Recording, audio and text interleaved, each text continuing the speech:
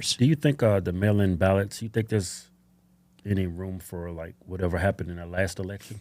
My point is, why do we need to do this at all? Yeah, you can do everything digitally online. I would say I would go the other direction. Let's do it very traditional. Mm-hmm. Just show up and Single day voting on election day make it a national holiday. Make it a national holiday. It's a common sense approach, but paper ballots, government-issued ID to match the voter file.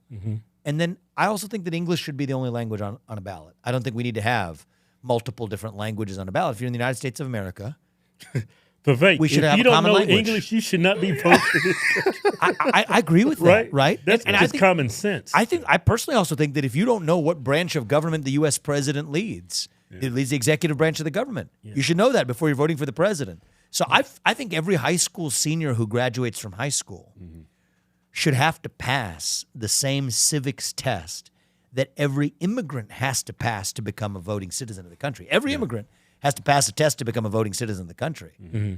I think every high school senior should know the same minimums too.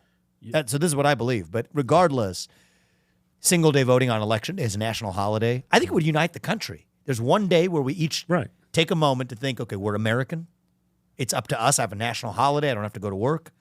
It's a day of almost a national one-day Sabbath, a civic Sabbath. That's what I would call it.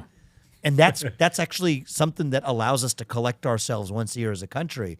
And we have elections that we can trust and believe in rather than all the questions around election integrity. I'm convinced that sounds great. But common sense will hurt Democrats in an election. I don't think they want to unite this country.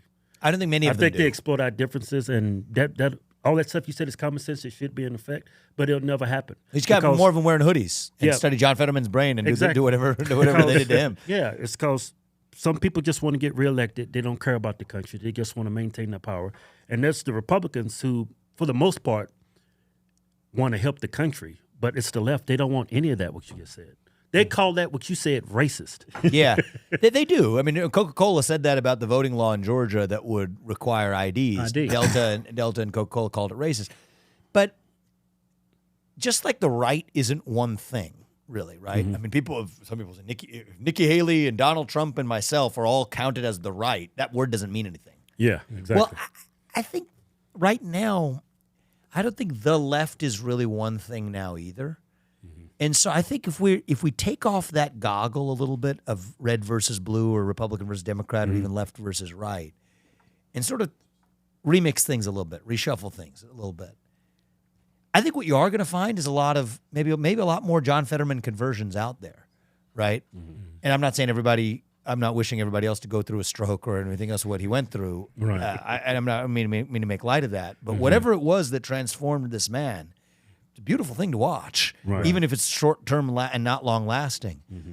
And I think America First means more to me than the term Republican does because it means two basic things. The people who we elect to run the government should be the ones who actually run the government, not the bureaucrats, the deep state. And the moral duty of our elected leaders is to the citizens of this country, not another one. Now, say it that way, I think most average... not like people in the hardcore Washington, D.C. left, but most people who cast a vote for Joe Biden or whatever, or even some of the people who would have cast a vote for Hillary Clinton or Barack Obama, you show up on a given day, you ask them, do you believe the people who we elect to run the government should be the ones who run the government rather than elected bureaucrats? And do you believe that the moral duty of U.S. leaders should be to the citizens of this country, not some kleptocrat in Ukraine or whatever? I think most people would say yes to both of those questions. All right, so we have a starting point.